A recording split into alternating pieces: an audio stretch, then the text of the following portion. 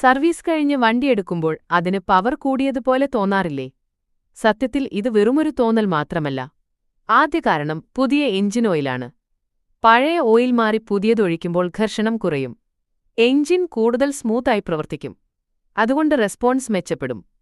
രണ്ടാമതായി air filter. മൂക്കടപ്പ് മാറിയാൽ ശ്വസിക്കാൻ എളുപ്പമല്ലേ?